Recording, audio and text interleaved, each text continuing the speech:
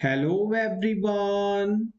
Welcome to For Nurses Preparation YouTube channel. I am Neeraj Kumar Kathal. Today is 21 January 2023. Let's begin today's MCQ session for upcoming nursing recruitment exams. First question is most effective way to prevent cross infection in hospital settings is। यहां पर थोड़ा सा typing error है, इसे correct कर लीजिएगा। Hospital settings के अंदर क्रॉस इन्फेक्शन को रोकने के लिए सबसे प्रभावी तरीका कौन सा है? ऑप्शन ए hand washing, option B use alcohol based hand रब between patients, Option 3, screen the visitors. Option D, ensure adequate ventilation.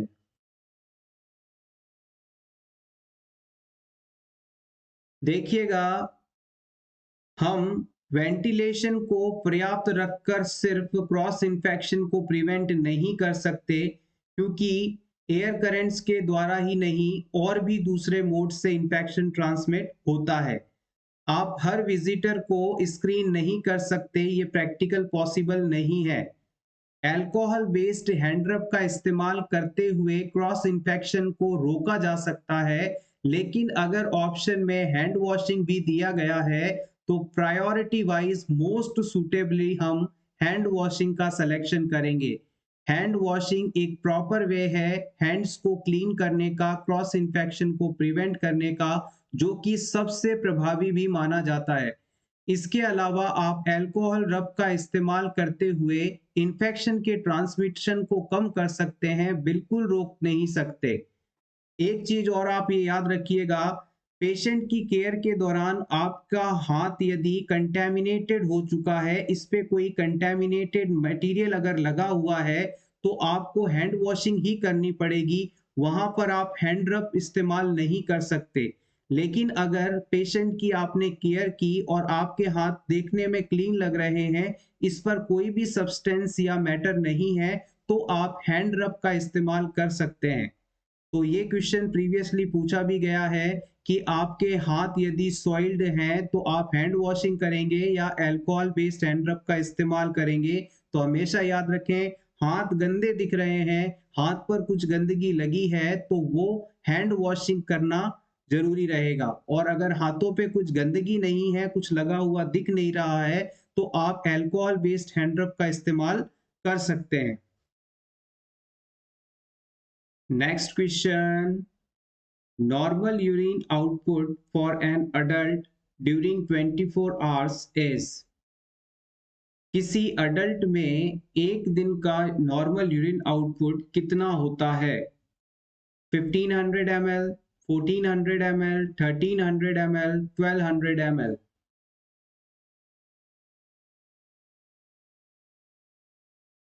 Yes, आप बिल्कुल सही हैं, 1500 ml। याद रखिएगा, एक हेल्दी पर्सन एक दिन में 1.5 लीटर यूरिन पास करता है या 1500 ml पास करता है। Next question, a student nurse is learning to assess blood pressure.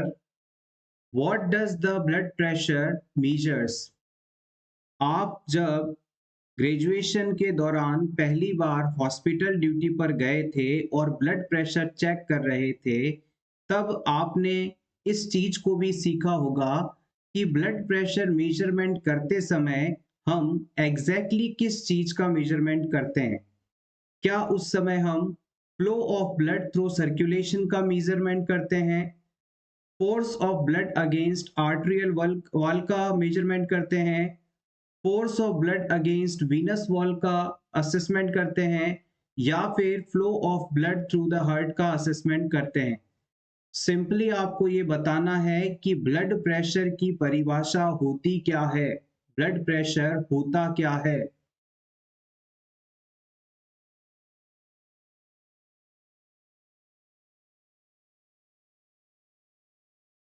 Yes, आप बिल्कुल सही हैं, option B is correct here. हमारे हार्ट के द्वारा पंप किए गए ब्लड के द्वारा आर्टरी की वॉल पर जितना फोर्स लगाया जाता है, जितना प्रेशर लगाया जाता है, उसे ही ब्लड प्रेशर कहते हैं। हमारे ब्लड के द्वारा आर्टरीज के वॉल पर लगाया गया प्रेशर ब्लड प्रेशर कहलाता है और इसके मेजरमेंट के लिए हम स्पाइगमोमैनोमीटर डिवाइस का इस्तेमाल करते हैं। इसके अलावा यदि आपसे पूछ लिया जाए कि mm/Hg में नॉर्मल ब्लड प्रेशर कितना होता है, मिलीमीटर मर्क्यूरी में ब्लड प्रेशर कितना होता है? Yes, 120/80 mm/Hg। आपको कंफ्यूज करने के लिए कुछ भी पूछा जा सकता है। इसके अलावा आपसे पूछ लिया जाए कि किलो पास्कल में नॉर्मल ब्लड प्रेशर कितना होता है, ये प्रीवियस एग्जाम में पूछा भी गया है। किलो पास्कल वैल्यूज के अंदर नॉर्मल ब्लड प्रेशर कितना होता है? Yes, excellent guys, 16/11 kPa, 16/11 kilo pascal ये नॉर्मल ब्लड प्रेशर माना जाता है। और mmHg में पूछें तो 120/80। नेक्स्ट हम बात करते हैं डेजा व्यू टर्म की। क्या मीनिंग होता है डेजा व्यू टर्म का?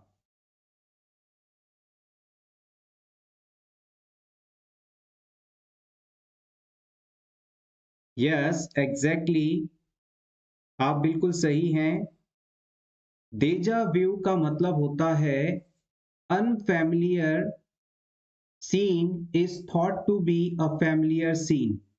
जब कोई व्यक्ति किसी जगह पर जाता है या किसी नए पर्सन से मिलता है तो वो उसे कहेगा कि आप मुझे देखे देखे से लग रहे हो, या फिर कहेगा कि ये जगह मुझे कुछ जानी पहचानी लग रही है, शायद मैं पहले यहाँ आया हूँ। जबकि ना तो वो उस व्यक्ति से पहले मिला होता है, ना उस जगह पर पहले कभी गया होता है। तो अगर ये चीज बार बार किसी पर्सन को होती है तो ये कंडीशन डेजा व्यू के नाम से जानी जाती है। इसमें अनफैमिलियर ऑब्जेक्ट या अनफैमिलियर सिचुएशन या सीन को फैमिलियर समझा जाता है, ये कंडीशन डेजा व्यू है। डेजा व्यू से सिमिलर एक और टर्म होती है जामिया व्यू। इसके बारे में भी जान लेते हैं। Jamais vu is a condition in which familiar object thought to be unfamiliar.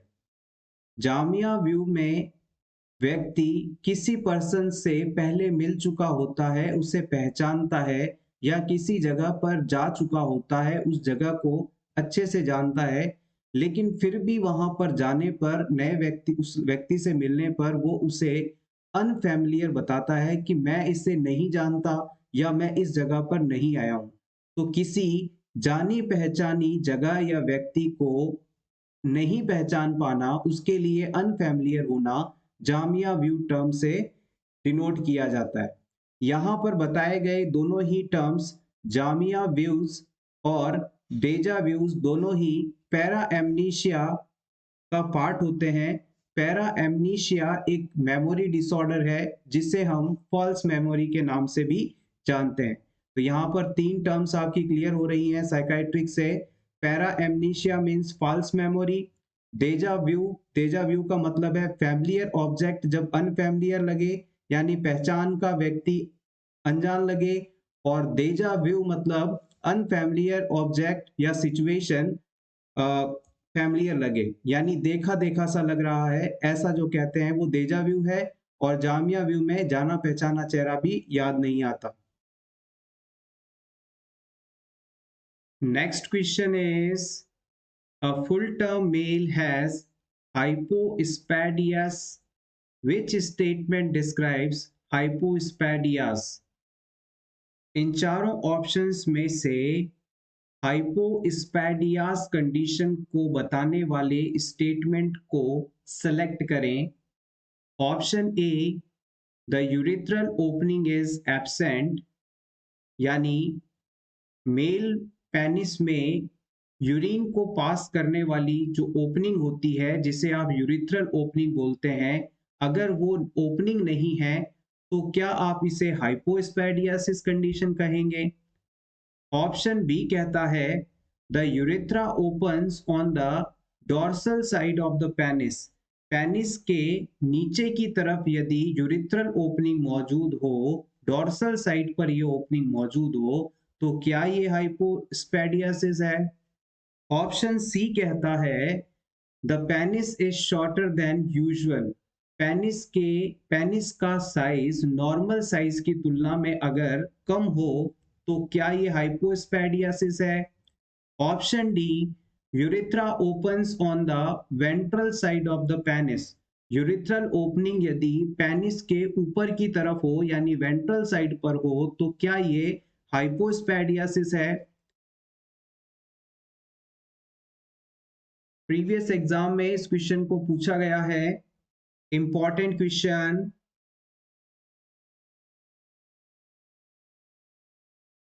The right answer is, मुझे पूरी उम्मीद है कि आप लोगों का कंफ्यूजन इस ऑप्शन में और इस ऑप्शन में हो रहा होगा। और यूरिथ्रल ओपनिंग यदि एब्सेंट है तो ये कंडीशन हाइपोस्पैडियासिस नहीं होती। और ऑप्शन सी में पेनिस का साइज जो कि नॉर्मली 20 सेंटीमीटर्स होता है, अगर इससे छोटा हो तो ये कंडीशन हाइपोस्पैडियासिस नहीं होती। अब आप इन दोनों ऑप्शंस में से अपना आंसर सेलेक्ट करें, डॉर्सल साइड या ventral side. Yes, option B is correct here. अगर किसी मेल पर्सन के अंदर यूरिथ्रल ओपनिंग पेनिस के डॉर्सल सरफेस पर हो यानी नीचे की तरफ हो तो ये चीज हाइपोस्पैडियासिस कहलाती है।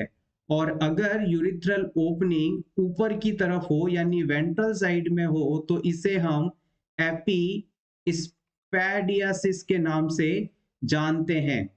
इस चीज को आप नोट डाउन कर लीजिएगा। इसे चाहें तो आप इस प्रकार से डायग्राम के थ्रू याद रख सकते हैं। It is like a male penis और नॉर्मल यूरिथ्रल ओपनिंग ये होती है जहां से यूरिन पास किया जाता है।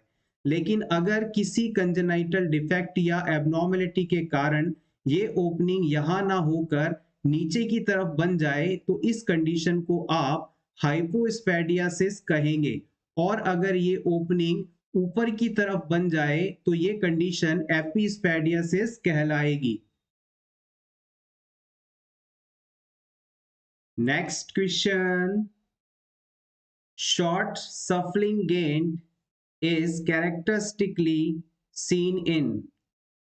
इनमें से किस डिजीज के होने पर पर्सन में शॉर्ट सफलिंग गेंट दिखाई देता है? शॉर्ट सफलिंग गेंट का मतलब है यानी छोटे छोटे कदमों से लड़खड़ाते हुए चलना। प्रीवियस एग्जाम में खाली गेंट का क्या मीनिंग होता है इसे भी पूछा गया था। तो याद रखिएगा, गेंट का मतलब होता है चाल यानी चलने का तरीका। तो अगर कोई पर्सन छोटे छोटे कदमों से लड़खड़ाता हुआ चलता है तो ये किस डिजीज कंडीशन में देखने को मिलता है?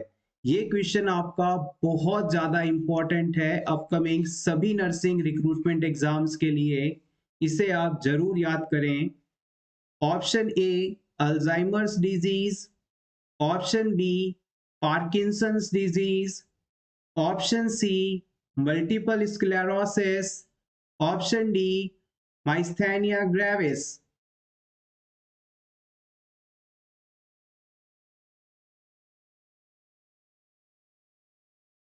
एक्सीलेंट गाइस, आपका आंसर बिल्कुल परफेक्ट है, ऑप्शन बी पार्किंसंस डिजीज।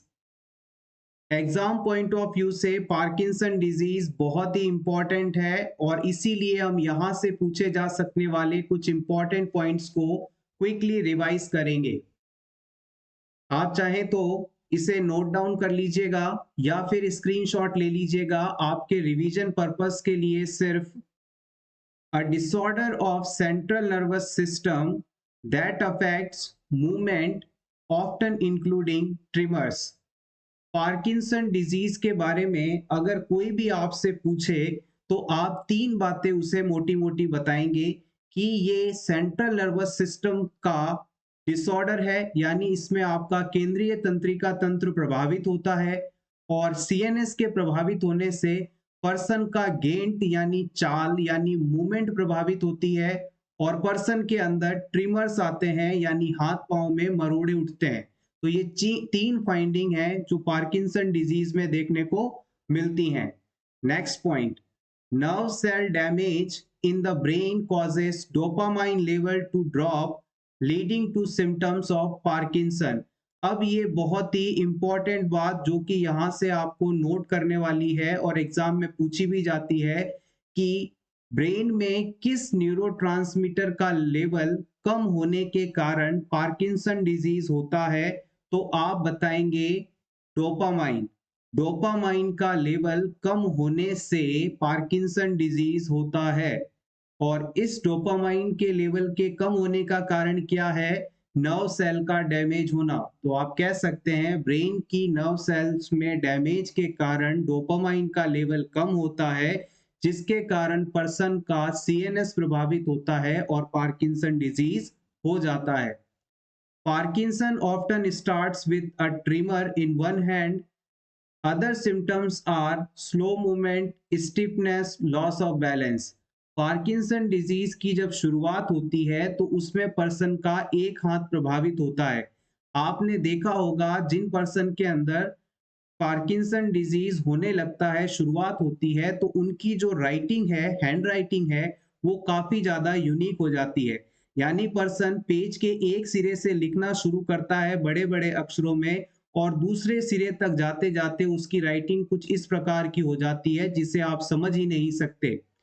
शुरुआत में अक्षर बड़े होते हैं, फिर धीरे धीरे अक्षर छोटे हो जाते हैं, और ट्रिमर्स के कारण, शेकिंग मूवमेंट्स के कारण वो सही लिख नहीं पाता, तो उसकी हैंडराइटिंग का बिगड़ना पार्किंसन डिजीज को आइडेंटिफाई करने का एक शुरुआती लक्षण हो सकता है। इसके अलावा पर्सन में जो होता है स्लो मूवमेंट होती है, पर्सन में बॉडी में अकड़न होती है, पर्सन में बैलेंस नहीं बनता, ये सभी चीजें भी कॉमनली देखने को मिलती हैं। इसके बाद mask like face and expression less face with little और नो सेंस ऑफ एनिमेशन। ये चीज भी प्रीवियस एग्जाम में बहुत बहुत बार पूछी गई है। आप इसे 5 स्टार लगाकर नोट कर लें, याद कर लें। जब भी किसी व्यक्ति को पार्किंसन डिजीज हो जाता है तो हमेशा उसका फेस एक्सप्रेशन लेस रहता है, यानी उसके चेहरे पे किसी भी प्रकार के हाव भाव नहीं होते, इमोशंस नहीं होते। आपका चेहरा यदि कोई देखता है तो उस पर या तो खुशी के भाव होंगे, या फिर दुख का भाव होगा, या फिर कोई इमोशन नहीं होगा। अब अगर आपके चेहरे पर एक मुखौटा लगा दिया जाए, मास्क लगा दिया जाए, तो क्या उस मास्क पर क्या खुशी, गम, सैडनेस, किसी तरह का भाव होगा? नहीं। तो पार्किंसन से सफरिंग पेशेंट में चेहरे पर किसी भी प्रकार के एक्सप्रेशंस नहीं होते, भाव नहीं होते। ऐसा लगता है कि उनके चेहरे पर कोई मुखौटा पहना दिया गया है, मास्क लगा दिया गया है, इस तरह से उनका चेहरा देखने पर लगता है। इसके अलावा पार्किंसन डिजीज के ट्रीटमेंट के लिए हम कुछ मेडिसिन का इस्तेमाल करते हैं, जिसके द्वारा डोपामाइन के लेवल को हम रेगुलेट कर सकते हैं। लेवोडोपा उसमें एक इम्पॉर्टेंट नाम है जो कि डोपामाइन के लेवल को रेगुलेट करके सिम्टम्स को कुछ हद तक कंट्रोल करता है। Take screenshot for your revision. Next question. Question की लेंथ को देखकर आप लेजी मत होइएगा, अलर्टली पूरे क्वेश्चन को पढ़ें, समझें और फिर आंसर दें। A client with diabetes visit the prenatal clinic at 28 weeks gestation. Which statement is true regarding insulin needs during pregnancy? एक वुमेन है जिसे डायबिटीज है और वो प्रेग्नेंट भी है। ये प्रेग्नेंट डायबिटिक मदर 28 सप्ताह की प्रेगनेंसी पर हॉस्पिटल में जाती है प्रीनेटल चेकअप के लिए। हॉस्पिटल में आप as a health care personnel उसका असेसमेंट करते हैं और प्रेगनेंसी के दौरान इंसुलिन के रिगार्डिंग कौन सी बात इसे बताएंगे जो कि सही होगी। आपके ऑप्शंस हैं insulin requirements moderate as the pregnancy progress. जैसे जैसे प्रेगनेंसी आगे बढ़ती है इंसुलिन की रिक्वायरमेंट नॉर्मल रहती है, कम होने लगती है, मॉडरेट रहती है। Option B, a decreased need for insulin occurs during the second trimester। Second trimester यानी 13 सप्ताह से लेकर 28 सप्ताह की प्रेगनेंसी पीरियड पर इंसुलिन की आवश्यकता कम होने लगती है। Option C, elevation in human chorionic gonadotropin decrease the need for insulin. Pregnancy के दौरान प्लेसेंटा से सिक्रेट होने वाला ह्यूमन कोरियोनिक गोनेडोट्रोपिन इंसुलिन की आवश्यकता को कम कर देता है। Option D, fetal development depends on adequate insulin regulation. बच्चे का विकास अगर इंसुलिन पर्याप्त मात्रा में दिया जाए तो उस पर निर्भर करता है। प्रेगनेंसी के दौरान इंसुलिन से रिलेटेड कौन सा स्टेटमेंट सही है ये आपको सेलेक्ट करना है।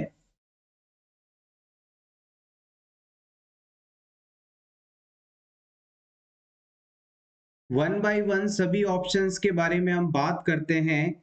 जैसा कि ऑप्शन ए में कहा गया था कि जैसे जैसे प्रेगनेंसी आगे बढ़ती है इंसुलिन की रिक्वायरमेंट कम होने लगती है, तो ये ऑप्शन आपका गलत रहेगा।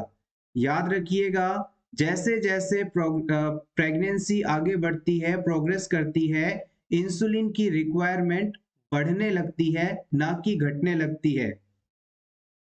इसके अलावा ऑप्शन बी के अंदर कहा गया है कि सेकेंड ट्राइमेस्टर की प्रेगनेंसी में इंसुलिन की रिक्वायरमेंट कम हो जाती है, जो कि एक रॉन्ग ऑप्शन है। याद रखिएगा, इंसुलिन की रिक्वायरमेंट सेकेंड और थर्ड ट्राइमेस्टर के अंदर बढ़ जाती है, तो ये ऑप्शन भी आपका गलत हो गया।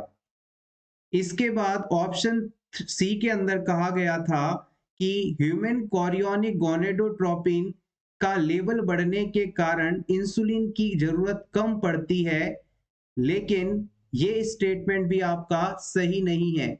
जैसे जैसे एचसीजी की मात्रा बढ़ती है इंसुलिन की रिक्वायरमेंट भी बढ़ जाती है।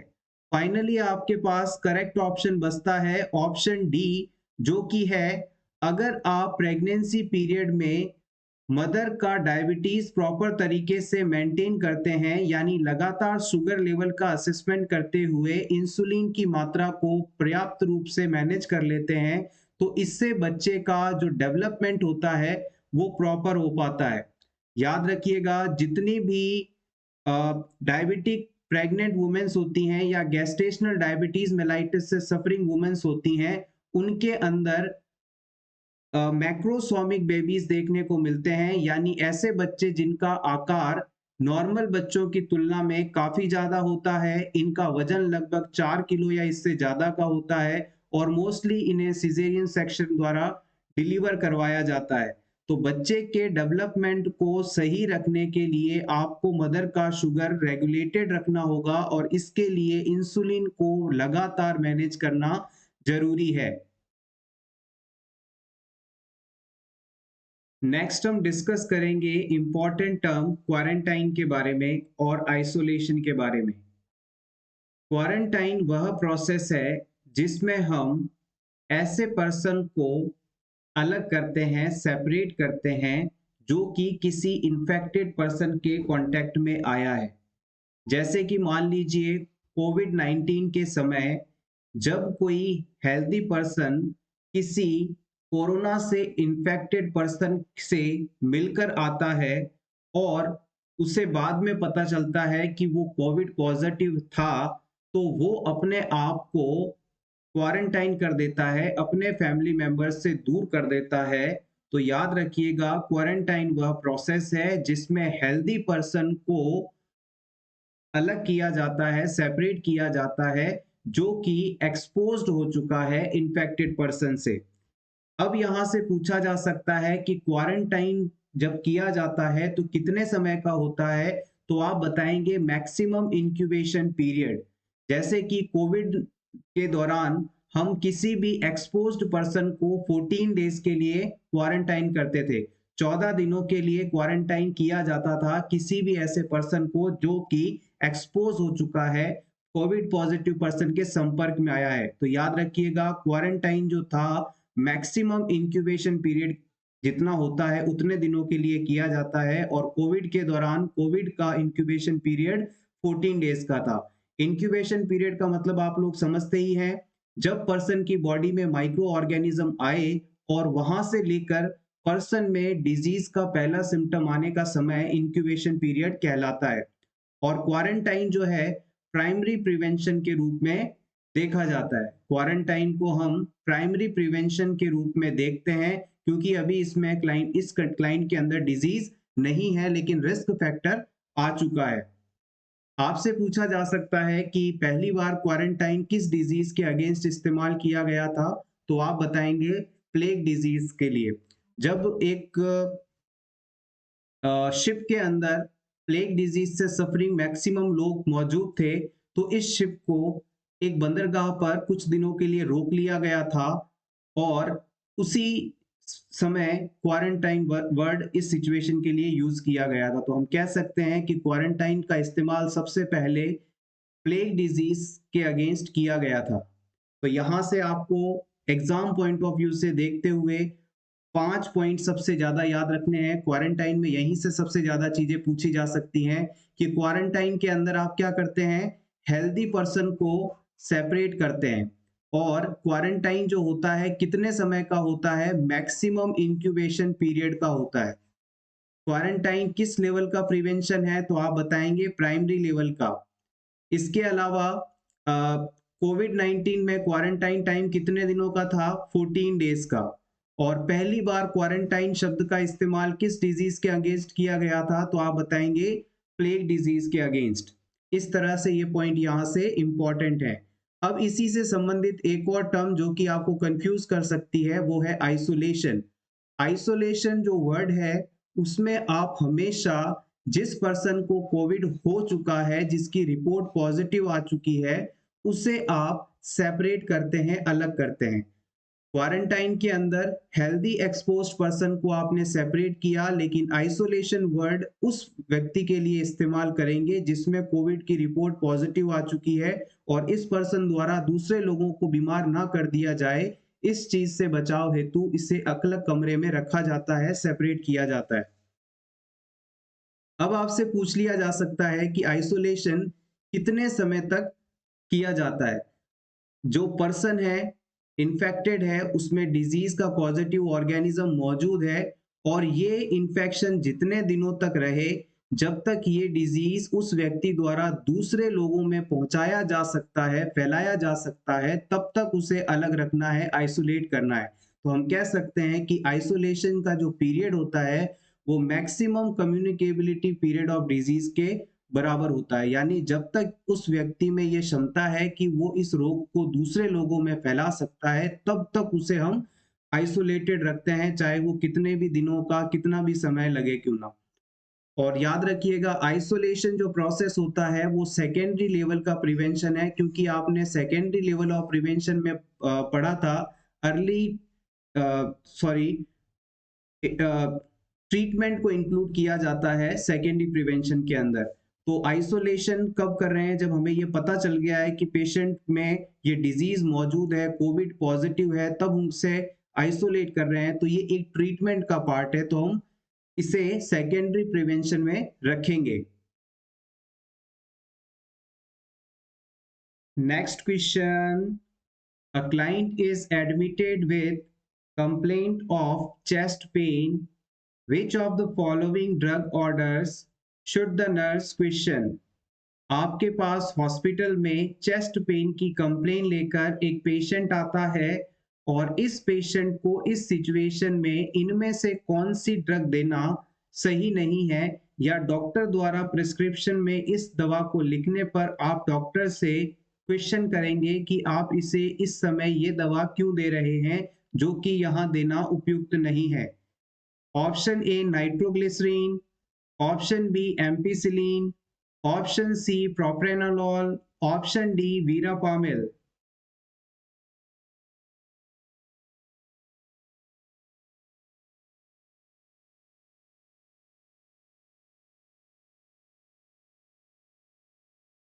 यस एग्जैक्टली, आप बिल्कुल सही हैं। Option B is correct here.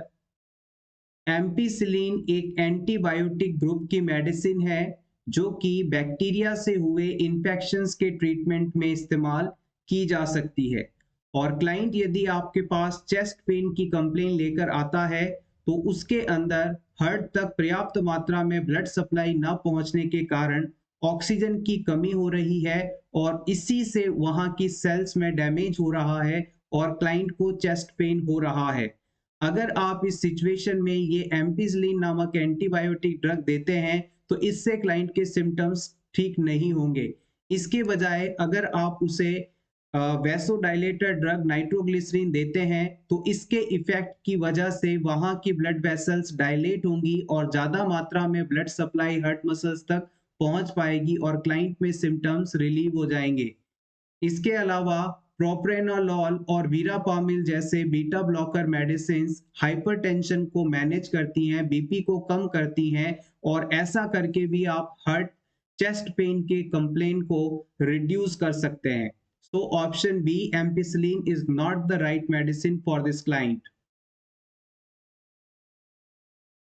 Next question, the nurse recognizes that which of the following would be most appropriate to wear when providing direct care to a client with cough। इनमें से किसी कफ वाले patient की care के दौरान किस equipment का इस्तेमाल करना सबसे एप्रोप्रिएट या सबसे उपयुक्त माना जाएगा? Mask, gown, gloves, shoe cover. अगर मान लीजिए आप किसी टीबी पेशेंट की केयर कर रहे हैं जो बहुत ज़्यादा कफिंग कर रहा है, उसे बहुत ज़्यादा खांसी आ रही है, तो इनमें से किस इक्विपमेंट का इस्तेमाल इसकी केयर के दौरान आपको करना सबसे सही माना जाएगा? Mask, gown, gloves, shoe cover. Yes, option A is correct here. Mask का उपयोग करना कफिंग वाले पेशेंट की केयर के दौरान आप में उसके इन्फेक्शन के ट्रांसमिशन को रोकता है।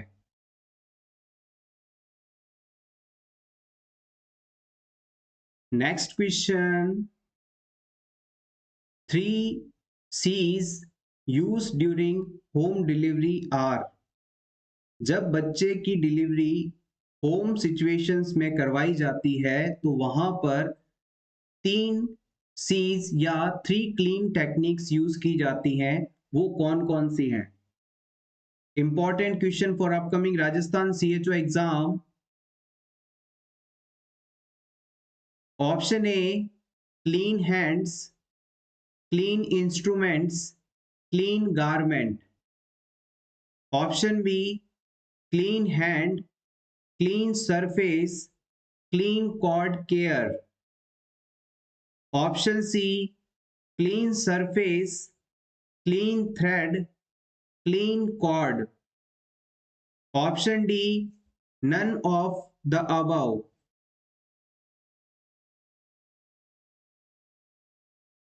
होम एनवायरनमेंट में डिलीवरी होने पर 3 क्लीन कौन से होते हैं? The right answer is option B. जब बच्चे की डिलीवरी करवाने जा रहे हैं जो लोग, उनके हाथ बिल्कुल क्लीन होने चाहिए।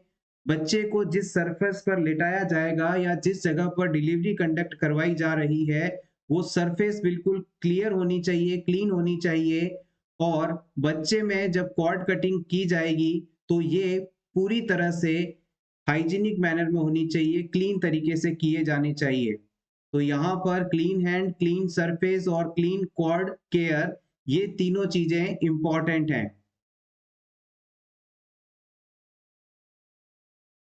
Next question is which symptoms most likely to alert the mother of a child with suspected diagnosis of Hirschsprung disease? इनमें से किसी बच्चे में कौन से सिम्टम्स होने पर आप ये मानेंगे कि उन्हें हिर्सप्रंग डिजीज है? सिंपली कहें तो हिर्सप्रंग डिजीज होने पर कौन सा सिम्टम देखने को मिलेगा? Option 1, foul smelling ribbon like stool. यहाँ पर स्पेलिंग एरर है, इसे एल कर लीजिएगा, फाउल यानी बदबूदार।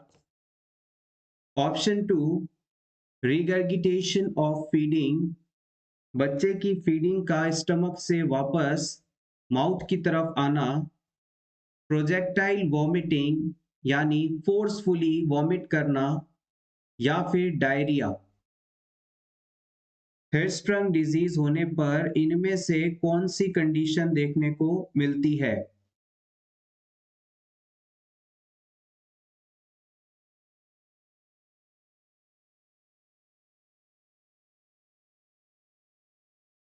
The right answer is option 1, foul smelling ribbon like stool। सबसे पहले हम बात कर लेते हैं कि ये हिर्सप्रंग डिजीज कंडीशन आखिर में होती क्या है। देखिएगा, इंटेस्टाइन के अंदर कुछ गैंग्लियोनिक सेल्स होती हैं जो कि हिर्सप्रंग डिजीज कंडीशन के अंदर एब्सेंट हो जाती हैं। जैसे मान लीजिए ये किसी बच्चे का रेक्टम है, एनाल एरिया है, और यहाँ पर कुछ विशेष प्रकार की नर्व सेल्स होनी चाहिए जो कि ऊपर की तरफ तो मौजूद हैं लेकिन इस हिस्से के अंदर मौजूद नहीं है। इन सेल्स के कारण, इन न्यूरॉन्स के कारण जो स्टूल कंटेंट होता है वो आगे की तरफ मूव करता है। अब स्टूल कंटेंट मूव करता हुआ यहाँ तक तो पहुंच गया, लेकिन आगे ये गैंग्लियोनिक सेल्स मौजूद नहीं है, तो अब ये स्टूल कंटेंट यहाँ से आगे नहीं आ पाएगा, बच्चा स्टूल पास नहीं कर पाएगा, डेफिकेट नहीं कर पाएगा। अब अगर बच्चा स्टूल पास नहीं कर रहा है तो बच्चे का स्टूल इस जगह पर इंटेस्टाइन में रेक्टम वाले पार्ट में इकट्ठा होने लगेगा और अंदर से रेक्टम इस प्रकार से फूल जाएगा। अब लगातार बच्चे का स्टूल अगर इस जगह पर इकट्ठा होने लगेगा और ऊपर से लगातार फोर्स आएगा दूसरे स्टूल का, तो अब ये स्टूल धीरे धीरे यहाँ से खिसकना शुरू होगा और धीरे धीरे फोर्स के कारण रिबन लाइक मैटर में बाहर निकलने लगेगा। तो यही कंडीशन हिर्सप्रंग डिजीज है। हिर्सप्रंग डिजीज के अंदर इंटेस्टाइन के आखिरी हिस्से में यानी रेक्टम वाले पार्ट में न्यूरॉन सेल्स का अभाव होता है, जिसके कारण वहां पर पेरिस्टालसिस मूवमेंट नहीं हो पाती और स्टूल बच्चा पास नहीं कर पाता। और स्टूल पास ना करने वाली इस कंडीशन को ही आप हिर्सप्रंग डिजीज कहते हैं। और हिर्सप्रंग डिजीज में एक इंपॉर्टेंट कैरेक्टरिस्टिक फाइंडिंग देखने को मिलती है, वो है रिबन लाइक स्टूल, जो कि ऊपर से आ रहे दूसरे स्टूल के प्रेशर के कारण रिबन लाइक मैनर में स्टूल के निकलने के कारण होता है। Hopefully this is clear now. इसके अलावा रिगर्गिटेशन ऑफ फीडिंग, इसका मतलब है बच्चे ने इस ब्रेस्ट फीडिंग किया, अब ये मिल्क वापस बच्चे के माउथ में आ रहा है, रिगर्जिटेट कहलाती है ये कंडीशन, और ये mostly gastro-oesophageal reflex disease condition में देखने को मिलता है। प्रोजेक्टाइल वॉमिटिंग जो कंडीशन है वो आपकी पाइलोरिक स्टेनोसिस कंडीशन में देखने को मिलती है। पाइलोरिक स्टेनोसिस कंडीशन में ये देखने को मिलता है। इसमें स्टमक के अंदर पाइलोरम एंट्रम वाले पार्ट के अंदर ऑब्स्ट्रक्शन आ जाता है, जिसकी वजह से जो फूड सब्सटेंस है वो स्टमक से आगे नहीं जा पाते, वहीं रुकने लगते हैं, इकट्ठा होने लगते हैं, जिसके कारण ये बच्चा फोर्सफुली वॉमिट करता है, प्रोजेक्टाइल वॉमिटिंग करता है। और डायरिया के लिए ये सिम्टम नहीं है। तो option 1 is correct here. Next basic points को रिवाइज करेंगे। WHO का फुल फॉर्म होता है वर्ल्ड हेल्थ ऑर्गेनाइजेशन और ये 7 अप्रैल 1948 को बना था। इसके अलावा इसके एस्टैब्लिशमेंट की डेट यानी 7 अप्रैल को ही हर साल वर्ल्ड हेल्थ डे के रूप में सेलिब्रेट किया जाता है। वर्ल्ड हेल्थ डे कब मनाया जाता है? 7 अप्रैल को हर साल। Next question, infection in the body leads to formation of. हमारे शरीर में जब किसी भी प्रकार का इन्फेक्शन होता है तो इसकी वजह से किसका निर्माण होता है? एंटीबॉडीज का, एंटीजन का, लिपोप्रोटीन का, हॉर्मोन्स का।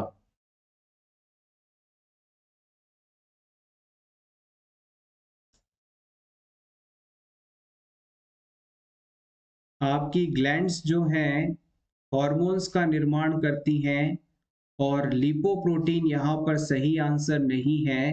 आपकी बॉडी में वह सब्सटेंस जो कि बाहर से आया है, फॉरेन बॉडी है, वो एंटीजन कहलाता है।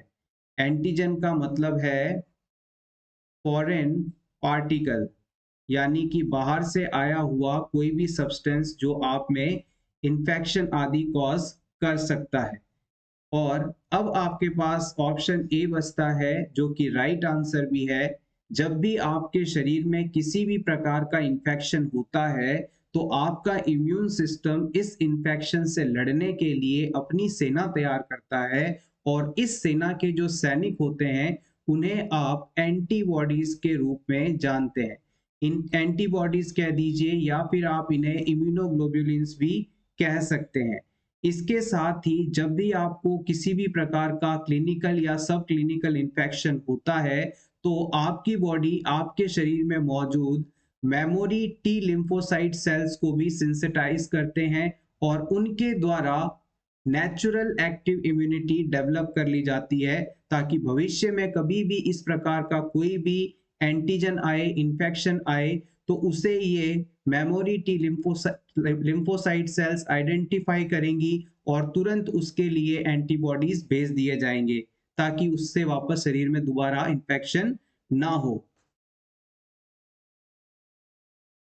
Next question, in human each kidney has large number of filtration unit is called। हमारी किडनी के अंदर फिल्ट्रेशन यूनिट के रूप में किसे जाना जाता है? Nephron, neuron, Neptune, neutron.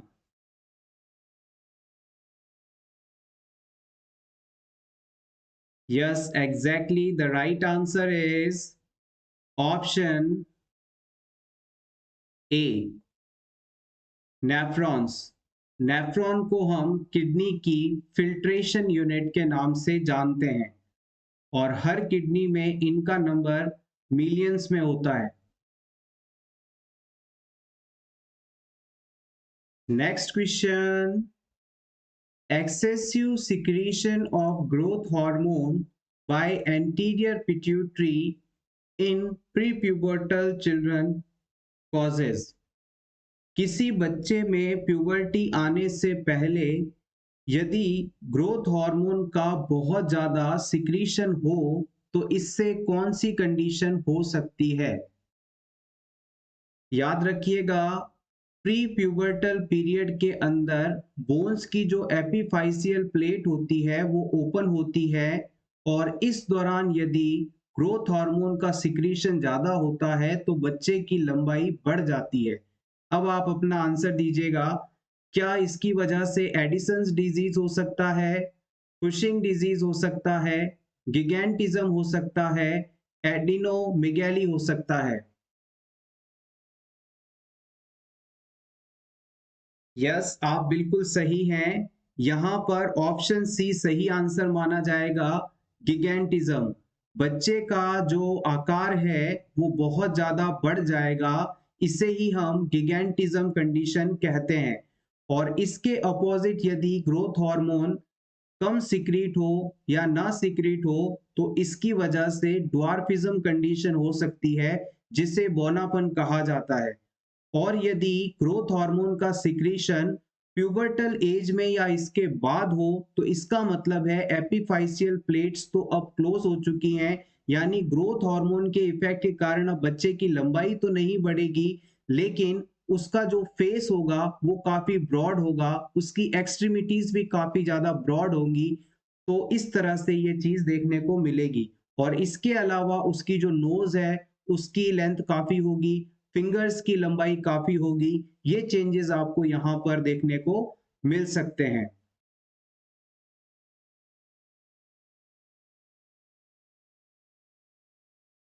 Next question,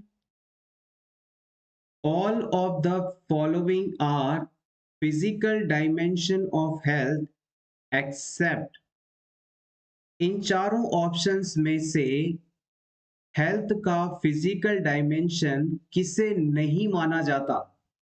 कौन सा ऑप्शन हेल्थ का फिजिकल डायमेंशन नहीं है, ये आपको बताना है। Good complexion, lustrous hairs, well adjustment, sound sleep।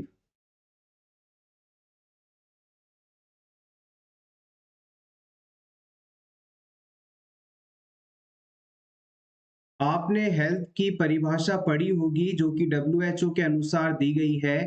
Health is a state of complete physical, mental and social wellbeing and not merely N absence of disease और इंफर्मिटी।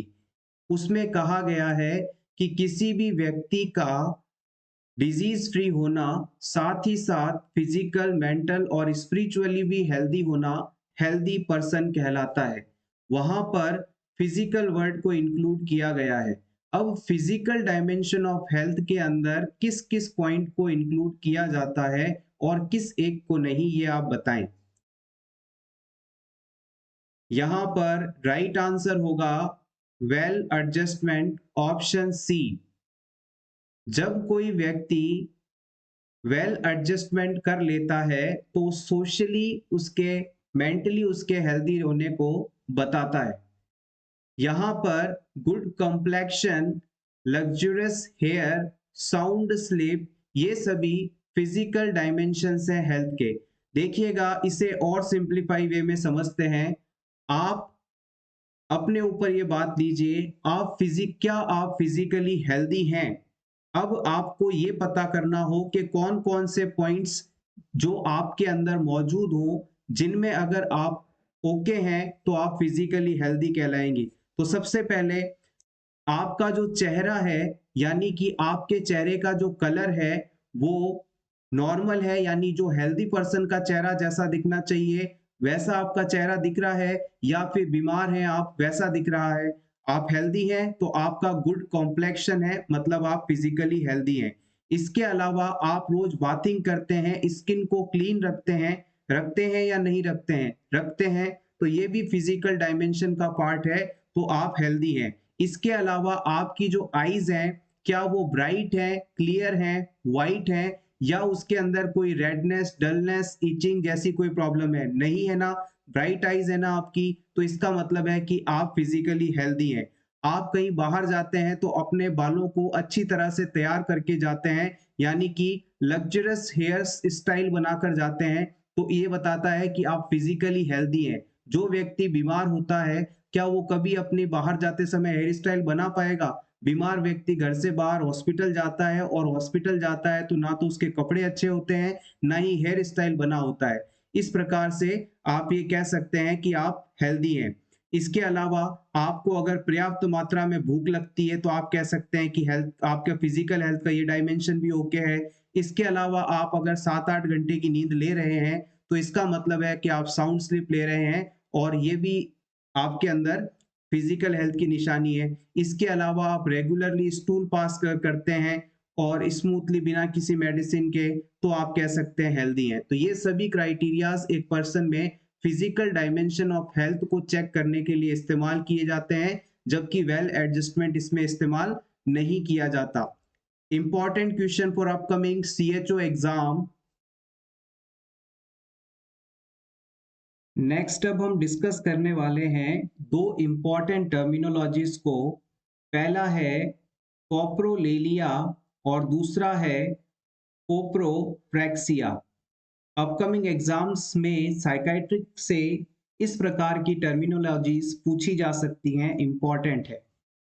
अगर कोई व्यक्ति सोशली अनएक्सेप्टेबल वर्ड्स को दोहराता है, बोलता है, एक्सप्रेस करता है, तो ये कंडीशन कोप्रोलेलिया कहलाती है। और अगर कोई व्यक्ति पब्लिक प्लेस में सोशली अनएक्सेप्टेड गेस्चर शो करता है, तो ये कंडीशन कोप्रोप्रेक्सिया कहलाती है। सोशली अनएक्सेप्टेबल वर्ड्स का मतलब है अगर कोई पर्सन गाली गलौज करता है, भद्दे शब्दों का इस्तेमाल करता है, तो ये कंडीशन कोप्रोलेलिया है।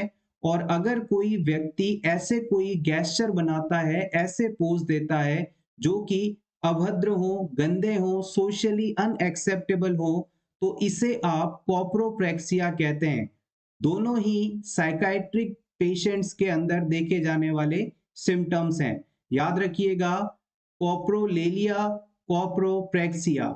आपने दो टर्म सुनी होंगी, इकोलेलिया जिसमें पर्सन दूसरे के द्वारा कहे गए शब्दों को बार बार दोहराता है, और एक होता है इकोप्रेक्सिया जिसमें दूसरों के द्वारा की गई फिजिकल एक्टिविटी या एक्शंस को बार बार दोहराता है।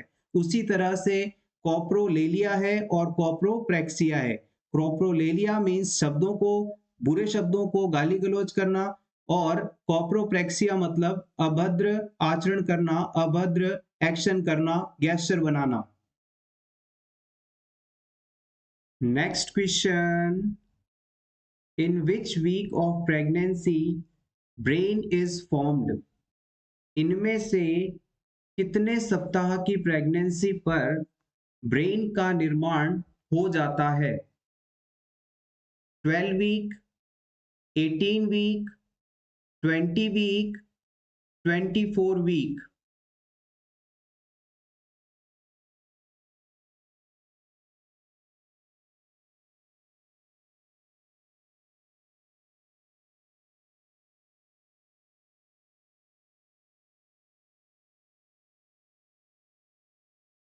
The right answer is option A, 12 weeks.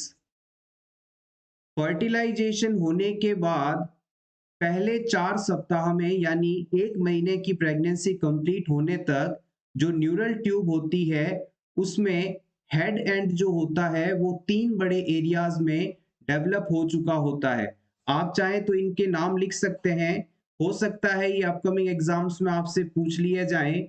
जब भी फर्टिलाइजेशन प्रोसेस होता है तो उसमें न्यूरल ट्यूब बनती है, और न्यूरल ट्यूब का एक हिस्सा जो है वो हेड पार्ट का निर्माण करता है, और पहले 4 सप्ताह की प्रेगनेंसी कंप्लीट होने पर ये हेड पार्ट 3 हिस्सों में डिवाइड हो जाता है। सबसे पहले वाले पार्ट को हम फोर ब्रेन के नाम से जानते हैं, फोर ब्रेन। और फोर ब्रेन को हम प्रोसेंसिफेलॉन के नाम से जानते हैं। इसके बारे में आप नोट कर लीजिएगा, प्रोसेंसिफेलॉन। आपसे पूछा जा सकता है कि ब्रेन के किस हिस्से को प्रोसेंसिफेलॉन के नाम से जानते हैं, तो आप बता सकते हैं फोर ब्रेन। किसी भी तरह से आपसे ये क्वेश्चन पूछा जा सकता है। ब्रेन का जो दूसरा हिस्सा बनता है उसे आप मिड ब्रेन के नाम से जानते हैं। किस नाम से जानते हैं? मिड ब्रेन के नाम से। और इसे मिसेंसिफेलॉन के नाम से जानते हैं, मिसेन सिफेलॉन। mesencephalon is a middle part of head।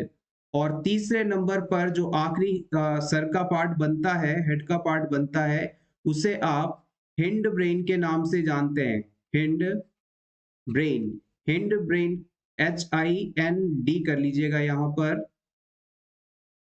Hind का मतलब होता है पीछे वाला हिस्सा।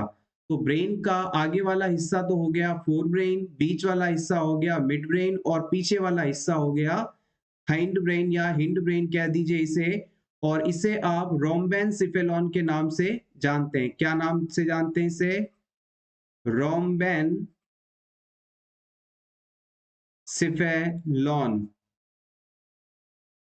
ये 3 पोर्शंस हैं जो कि न्यूरल ट्यूब के हेड वाले पार्ट में ब्रेन को डेवलप करने के लिए 1 महीने की उम्र पर बन जाते हैं। एक बार फिर से रिवाइज करें। फोर ब्रेन यानी प्रोसेंसिफेलॉन, मिड ब्रेन यानी मिसेंसिफेलॉन और हिंड ब्रेन यानी रोम्बेनसिफेलॉन। वैसे तो ब्रेन का जो डेवलपमेंट होता है वो पूरी प्रेगनेंसी और प्रेगनेंसी के बाद भी होता रहता है, लेकिन ऐसा माना जाता है कि 12 सप्ताह की प्रेगनेंसी होने तक ब्रेन का मैक्सिमम हिस्सा डेवलप हो चुका होता है। Next question is dilution is a disorder of. Dilution किसका डिसऑर्डर है? डेल्यूशन में बेसिकली कौन सा प्रोसेस अफेक्ट होता है ये आपको बताना है।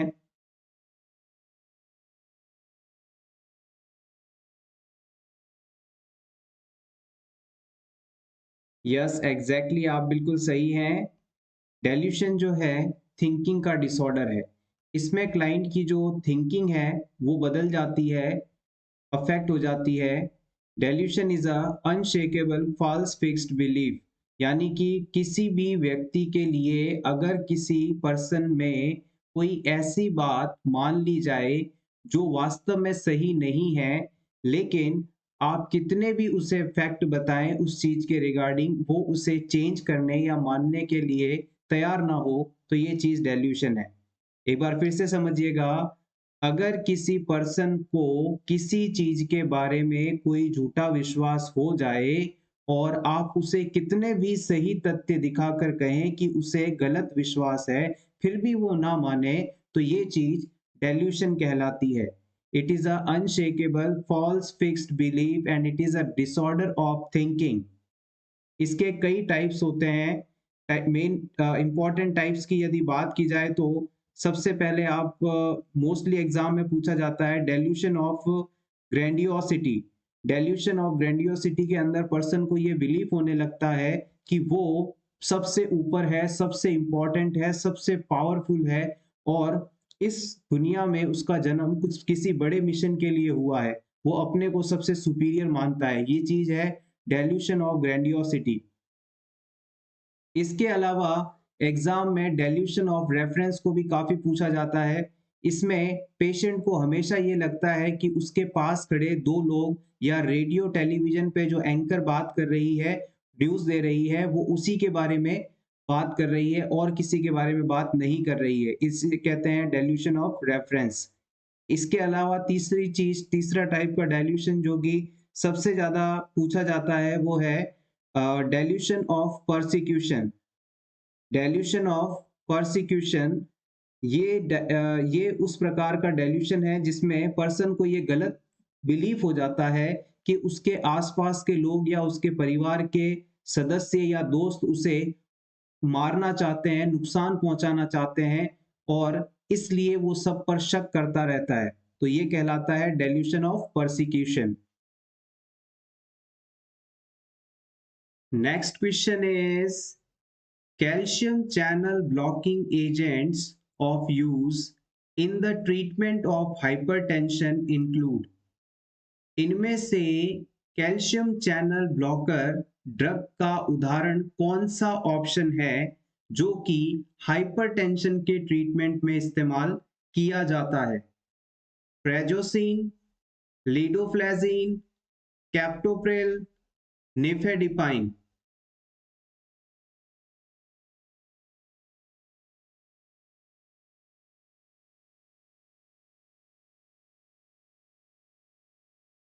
The right answer is option D, nifedipine. Nifedipine जो ड्रग है वो आपके बॉडी में मौजूद स्मूथ मसल सेल्स में कैल्शियम आयन की एंट्री को स्लो कर देती हैं, जिसके कारण आर्टरीज में वैसोडाइलेशन होता है और हार्ट रेट कम हो जाती है, जिसकी वजह से ब्लड प्रेशर भी कम हो जाता है। एक बार फिर से इस बात को समझिएगा। जब भी आप किसी क्लाइंट के अंदर ब्लड प्रेशर बढ़ा हुआ होता है, हाइपरटेंशन कंडीशन होती है और उसे कैल्शियम चैनल ब्लॉकर ड्रग देते हैं, तो ये ड्रग आपके स्मूथ मसल सेल्स के अंदर कैल्शियम की एंट्री को स्लो कर देती हैं और इसकी वजह से जो वेसल्स हैं उनमें डायलेशन हो जाता है और जिससे कि हार्ट रेट स्लो हो जाती है और ब्लड प्रेशर भी डाउन होने लगता है, नॉर्मल होने लगता है। ये इसका मैकेनिज्म है। और इसके एग्जाम्पल्स की यदि बात की जाए तो निफेडिपिन तो एक हो गया, इसके अलावा निकार्डिपिन आप लिख सकते हैं। निकार्डिपिन, एम्लोडिपिन काफी ज्यादा इस्तेमाल किया जाता है प्रैक्टिस में, आपने नाम सुना होगा एम्लोडिपाइन। ये यहां से सभी कैल्शियम चैनल ब्लॉकर ड्रग के एग्जाम्पल्स हैं। Next question, modified risk factors in case of hypertension includes all except। इन चारों ऑप्शंस में से आपको उस ऑप्शन को सेलेक्ट करना है जो कि हाइपरटेंशन डिजीज के लिए मॉडिफिएबल रिस्क फैक्टर्स नहीं है। यानी उस ऑप्शन को सेलेक्ट करें जो मॉडिफाई नहीं किया जा सकता। इस तरह के हल्के क्वेश्चंस को हल्के में ना लें, लैंग्वेज को पूरा पढ़ें, क्वेश्चंस को ऑप्शंस को सभी को पूरा पढ़ें और फिर आंसर करें। मुश्किल क्वेश्चन आप सॉल्व कर लेंगे ऐसा मेरा कॉन्फिडेंस है आप पर, लेकिन आसान क्वेश्चन में जल्दबाजी के कारण कहीं गलती ना हो जाए तो ये एक नंबर आपको बहुत नुकसान दे सकता है। सो पूरे एग्जाम के पीरियड में अपने आप को रिलैक्स रखें, जल्दबाजी ना करें, अपने ऊपर कॉन्फिडेंस रखें और अच्छे से पेपर को अटेम्प्ट करें। Yes, exactly, the right answer is option A. यहाँ पर एज एकमात्र ऐसा रिस्क फैक्टर है जिसे आप मॉडिफाई नहीं कर सकते। इसके अलावा obesity, salt intake, alcohol intake, इन तीनों चीजों को मॉडिफाई कर सकते हैं। आदमी मोटे से पतला हो सकता है, नमक खाना कम किया जा सकता है या बढ़ाया जा सकता है, अल्कोहल इनटेक को भी कम किया जा सकता है, जबकि एज जो है उसे आप बदल नहीं सकते। इस तरह के question upcoming CHO and state level exams के लिए इंपॉर्टेंट हैं, पूछे जा सकते हैं। Next question, we have to each of these except. इनमें से किसकी संख्या शरीर में दो नहीं होती है? Adrenal gland, urinary bladder, kidney, ureter.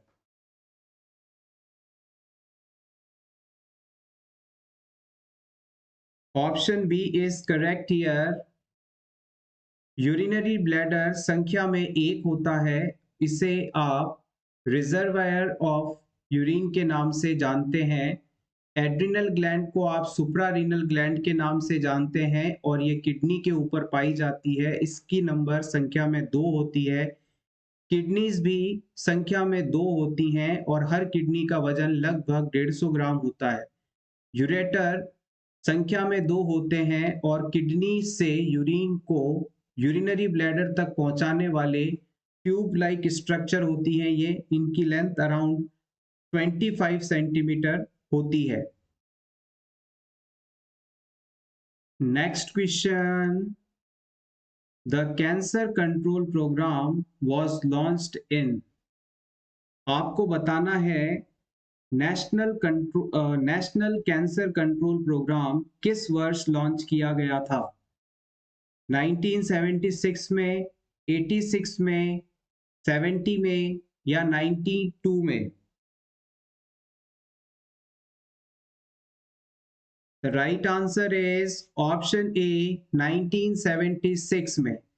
National cancer control programme 1976 में लॉन्च किया गया था। अगर आपसे पूछ लिया जाए वर्ल्ड कैंसर डे किस दिन मनाया जाता है, तो आप क्या बताएंगे? विश्व कैंसर दिवस कैंसर के पेशेंट्स के लिए लोगों में जागरूकता फैलाने हेतु, इस बीमारी के बारे में लोगों को बताने हेतु, अवेयरनेस बढ़ाने हेतु सेलिब्रेट किया जाता है और ये हर साल 4 फरवरी को मनाया जाता है। तो याद रखिएगा, वर्ल्ड कैंसर डे 4 फरवरी को मनाया जाता है और नेशनल कैंसर कंट्रोल प्रोग्राम 1976 में आया था। सो एवरीवन, ये था हमारा आज का वीडियो जिसमें हमने नर्सिंग के अलग अलग एग्जाम्स को टारगेट करते हुए अलग अलग सब्जेक्ट से कंटेंट लिया। होपफुली आपको हमारे ये एफर्ट्स अच्छे लगे होंगे। अगर क्लास अच्छी लगी हो तो प्लीज़ इसे लाइक कर दीजिएगा और इसी तरह के रेगुलर वीडियोस देखने के लिए, वीडियोस का नोटिफिकेशन पाने के लिए for nurses preparation YouTube channel को सब्सक्राइब करें। रेगुलरली आपकी प्रैक्टिस के लिए हम फेसबुक, इंस्टाग्राम, टेलीग्राम और यूट्यूब कम्युनिटी पर पोल्स क्रिएट करते रहते हैं, क्वेश्चंस पोस्ट करते रहते हैं। अगर आप सभी भी अपनी प्रैक्टिस करना चाहते हैं इन क्वेश्चंस के थ्रू, तो वीडियो के डिस्क्रिप्शन में दिए गए सभी सोशल मीडियाज के लिंक पर फॉलो करें और ज़्यादा से ज़्यादा क्वेश्चंस को अटेम्प्ट करें। Thank you so much once again and best of luck.